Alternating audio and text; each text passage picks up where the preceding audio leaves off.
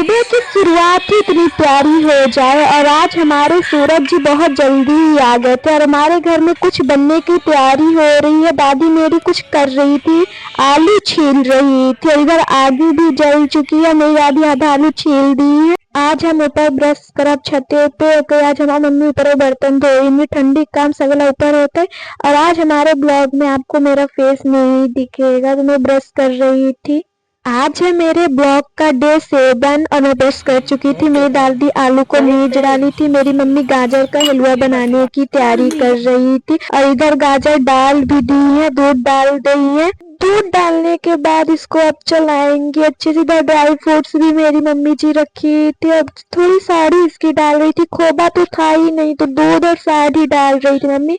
दूध साड़ी डालने के बाद इसको अच्छे से मिक्स करेंगी। और मेरे भाई की फरमाइश की चीज बन रही थी। मेरी दादी जी भी बैठी थी, मम्मी अदरक कूट रही थी। अच्छा हुआ कि मुझे नहीं कूटी है। और उसके बाद इसमें थोड़ी थोड़ी उबाल आ रहे थे तो मेरी मम्मी चला रही थी, खोबे की तरह चला रही थी। मैंने बोला कि अच्छे से ही खोबा चला दो ना। और उसके बाद फिर उबाल ज्यादा आने लगा तो मम्मी बोली जाओ चीनी लेके आओ, तो चीनी लेके आई। मम्मी को चीनी दी, मम्मी मेरी चीनी डाल के अच्छे से पक गया था, बन गया फाइनली मेरा हलवा। और मम्मी कान्हा जी के लिए निकाल दी थी, फिर मैं दादी जी को दे दी थी। मैं जाऊंगी नीचे कुछ खाऊंगी क्योंकि मुझे ज्यादा हलवा ये वाला नहीं पसंद है। तो मेरी मम्मी मेरे लिए थोड़ी सी खीर रखी थी। नीचे आई तो मटर नीच रही थी।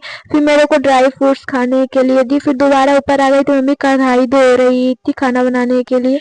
तेल गरम हो गया है तो मेरी मम्मी जीरा उरा डालने के बाद लहसुन और अदरक का पेस्ट डाल रही थी।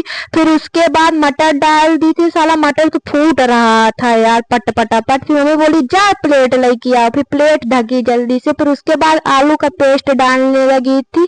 आलू जल्दी से उबल जाए फिर हम खाई। यार हमको बहुत जोर के भूख लगी, का बता दी। नमक उमक तो डाल दी है, चला रही थी। फिर मसाला डाल रही थी, 2-3 मसाला डाल दिया। और यहाँ पे मेरी दीदी और सामान नीचे से लेके आई थी। फिर हल्दी डाल रही थी मेरी मम्मी, धनिया की पत्ती काटने लगी, धनिया की पत्ती भी डाल दी। फाइनली ये बन भी गया था। कढ़ाई को चढ़ा के मम्मी नीचे चली गई थी, नीचे से गुड़ लेके आई है। मैं पूछी क्या बनाओगी तो बोली लाई बांधूंगी। ठेरिंग कढ़ाई में पता नहीं का बनाए, लेकिन गुड़ तो डाल दे रही है। गुड़ा थो पिघला लाग रहा है।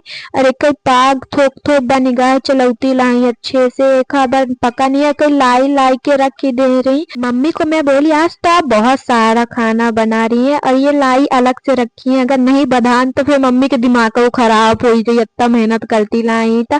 फिर लाई में थोड़ डाला लागी रही मम्मी, पाग बन जा रहा है था। एक थोड़ डालत चलाए पड़ा था जल्दी जल्दी, नहीं तो या फिर नहीं बधाई। मम्मी बोली जो उधर लाई रखी थी उसको भी ला के डाल दो। फिर सारा पाग अच्छे से डाल दी, थोड़ी बच गया था पाग तो सारी लाई को मिक्स करने पे अच्छे से इनको मिक्स करना पड़ता है, नहीं तो लाई नहीं बधाएगी। फिर जो कुरछुली में लगा था सब निकाल के फिर मम्मी ये पता नहीं क्या कर रही थी। मैं बोली आज कहाँ से सीख के आई हो लाई बांधना।